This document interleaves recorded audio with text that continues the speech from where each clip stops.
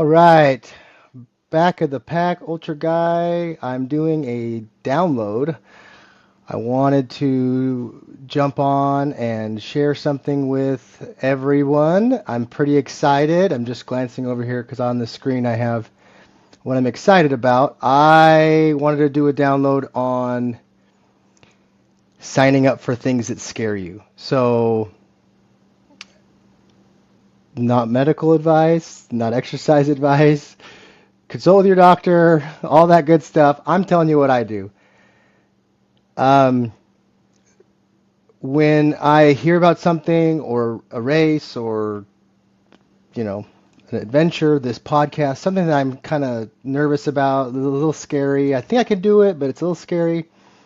I always let the time jump in. So, 2023 did Cocodona, a few smaller races in between. 2025 I did Sedona Canyons. Already done a download on that. Got my butt kicked. Finished. Was difficult. Shortly after Sedona Canyons, I heard about the Bradshaw Brute. So, Aravaipa always has the best races. I've done the Mogollon Monster, awesome. Cold Water Rumble, awesome. So, I started seeing this about Bradshaw Brute, so I took a look, and it's scary for me. I'm slow, back of the pack ultra guy. I'm not the fastest. I think my fastest 100 was 32 hours something, cold water. That was my first one. I did Mogollon Monster in like 36 hours or something. Sorry, 37 hours. I have to check the exact time. Not fast. Bradshaw Brute, I looked at it and initially thought, no way. Then I thought, maybe. So I started to look at it, and I'm glancing over at it on my other screen. It's 100 miles, so it's mostly the first part of Cocodona. You start at the same place, you start an hour later, you climb Lane Mountain to Lane Mountain, Crown King, Kemp Kippa, etc. A little bit further down the course, you split off from the Cocodona people, and you end up at the Dells, where the Cocodona people also go, but it's a slightly different course towards the end. But pretty much the majority of it is on the Cocodona course. I know the Lane Mountain section is tough. It was tough, really tough for me. And I've just talked to the people. It's tough. Can't climb to Camp Kippa. It's tough. What scares me about this, 36-hour cutoff, no crews, no pacers. So you got 36 hours to go 100 miles and 20,432 feet of gain. So, more gain than I've ever done in 100, faster than I've ever done a mountainous 100. It scared me. So I signed up. After I signed up, I got nervous, really nervous. I was like, what am I going to do? I've always been self-coached. Not downing coaches at all. I'm actually going to talk about that in a second. But I knew that if I did my traditional do-it-myself plan, which is just nothing, I just go out and do miles, and there's no rhyme to the reason. I do elevation one week. I don't do elevation one week. There's no rhyme to the reason. I had a guest on the podcast episodes ago, Lance Harp. I met him during Cocodona. We shared quite a bit of hours together. Fantastic guy. He reached out to me a few months ago about him. He started a coaching business. I already know I like him. I get along. We've spent hours together. He's patient. He also pushes. Just in our conversations, I could tell he pushes. And I thought, I'm just going to connect with him and just see what he thinks. And I ended up working with him.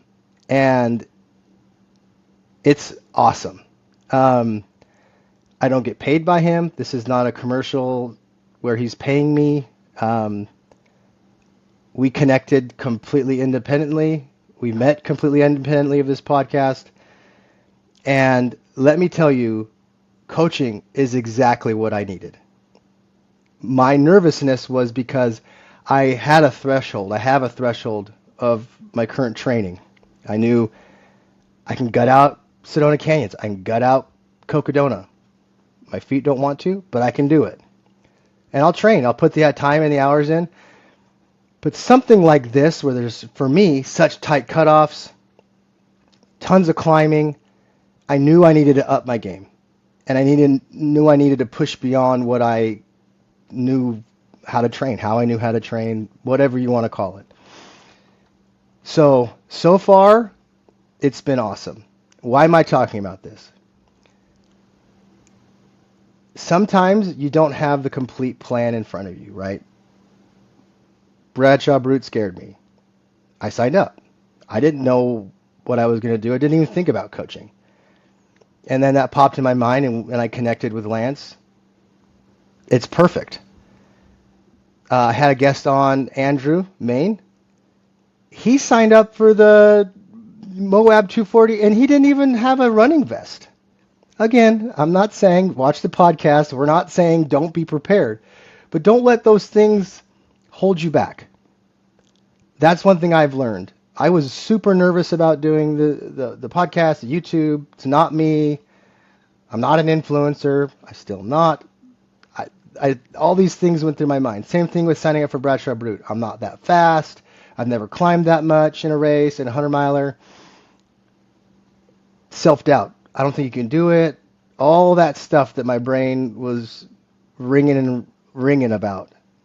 So I just committed to it.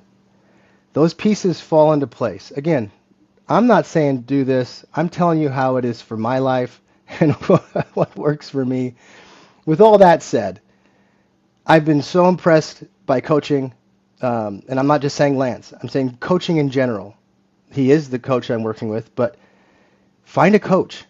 If that's what's scaring you, you don't think you have what it takes to level up or go to a larger distance, go to a race that has tighter cutoffs, whatever it is, reach out to somebody.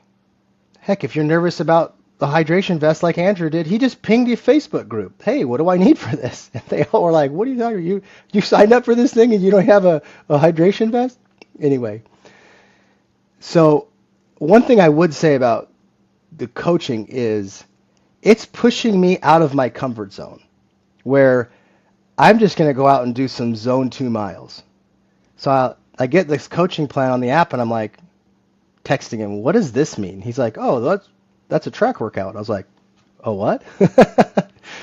I've never seen myself as that type of runner. And it's totally pushed me outside my comfort zone. So that maybe in your life, that's what you need. Something to push you, someone to push you.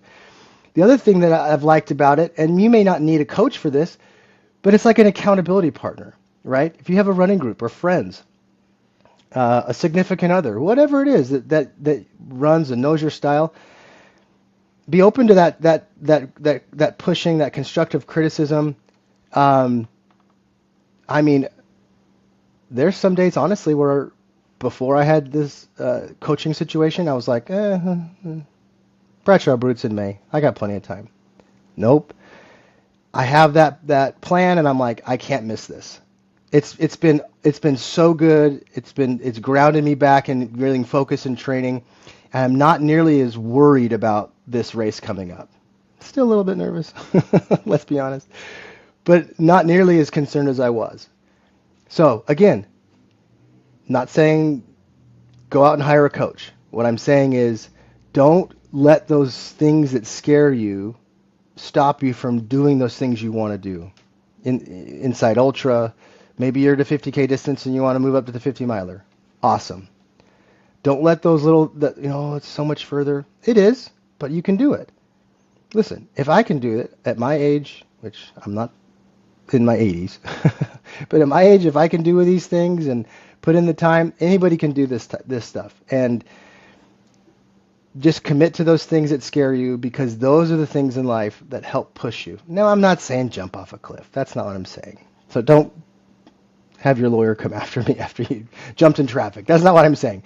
The things that scare you around your goals is really what I'm talking about. At least in my life, that's always been an indicator for me that's like, you should probably try that out, because that's that fear that I'm getting in my mind where I know I'm leveling up.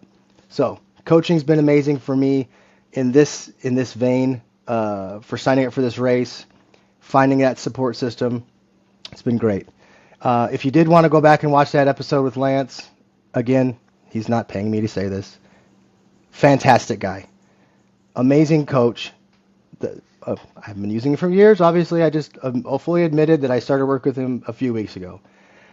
But I can tell you the workouts are on point. They're pushing me outside my comfort zone. Again, maybe you don't talk to Lance. Talk to someone else. If you know a coach in your running club, talk to them. Doesn't matter. Find that person to push you. But I can tell you that's so helpful for me in the place I'm at in my life. Now, Bradshaw Brute.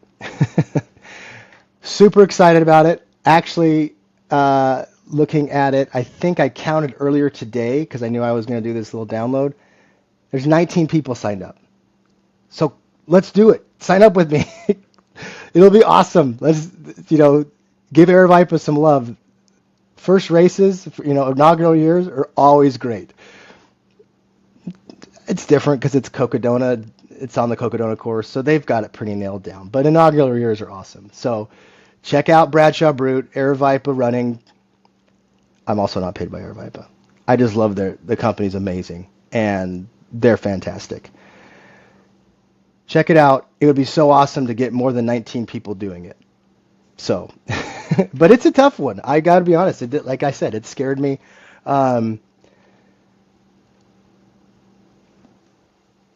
Do things that scare you.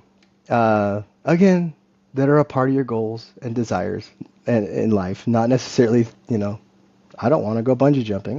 Not really. Maybe I should. But let's specifically talk about ultra and those goals. Those type of things, to me, are just ceilings that you've personally put on yourself and your mind's put on you. That's not me. Like when Lance programmed a track workout, I was like, that's not me. You sure? Maybe it is. Maybe you like it. You'll find out. So push yourself. I've got some awesome guests coming up, so stay tuned. But again, I think episode 3 is Lance. If you wanted to check out that one, get to know him a little bit. I'd love to give him some love if you guys wanted to check him out. Anywho, till next time, everybody take it easy.